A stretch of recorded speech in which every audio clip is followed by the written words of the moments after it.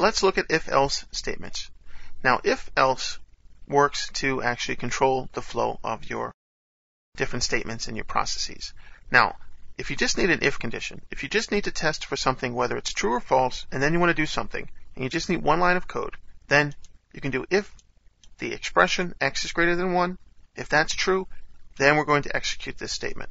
If it's false, we're just going to go to the next line and follow through. And notice that we don't have to worry about the brackets if we don't want to. If it's one statement, you can put it on one line of code, makes things easy for you. If you want, you can also nest it like this. If that makes it easy, I recommend putting a space afterwards, of course, because that's going to make it look separate, because sometimes you can mess up your tab order here for your code preview. You can also put things on one line with brackets and then separate your statements if you wanted to. The basic thing is we're doing one test condition. We're checking for an expression to see if it's true or false. It can be a very complex expression. It doesn't have to be a complex expression. It can be very simple. Whatever it is, what it evaluates to is going to be what you're going to use. If you want to use an if-else statement, that's what we have here. If-else. So if this is true, okay, do that. But if it's not true, else, do that. So true, and this is going to evaluate to the false. So that's how that would work. We'll look at more of the testing conditions later as well. So it's very easy to get that started. Anything more complex, I recommend using nested ifs. And you can also work with switch statements, as we're going to see. Switch statements are great. So now we see another example of putting everything on one line here.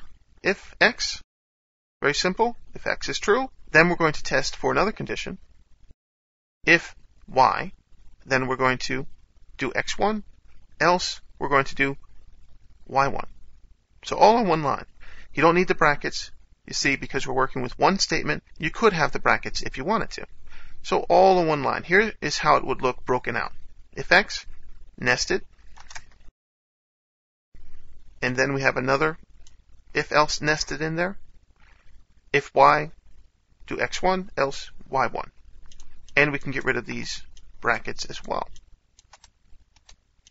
to make things easier on ourselves. You don't want to overdo it with the brackets. Now, I would leave this bracket here just to say, okay, this is what it does, because you can have long expressions, long statements, everything spreading out, and use the brackets to make things easier for you. Make your life easier. That way you know how things look, you know how the logic is working, you're not confused, you're not trying to be too cool, too tricky, because you're going to mess things up. Trust me, you're going to have an error, a bug, something, and then that's going to mess things up. You never know. These little things can be a real pain in the neck. Since we're working with this, I'm not even going to worry about it. But, you know, you can get lost in all of these nested brackets here. So whatever you're doing, I'm just ad hocing here. Whatever you're doing, when you're working with the brackets, you don't want to wind up with something like this. Because this is basically telling you that you need a bracket or you don't need a bracket. And then you have to go back and figure out where you need a bracket, cut and paste code out, figure out what you're doing. So make things simple on yourself. You don't want to spend 2 hours looking for something, an hour. You don't even want to spend 10 minutes looking for a bug. I don't want to spend 1 minute, 30 seconds looking for a bug. If I could program and everything worked fine the first time, that is great. But for the most part, that's if-else. Very simple. We'll go over more details, and we'll use this throughout the training. Now that we've talked about it, we can just use it as we need to.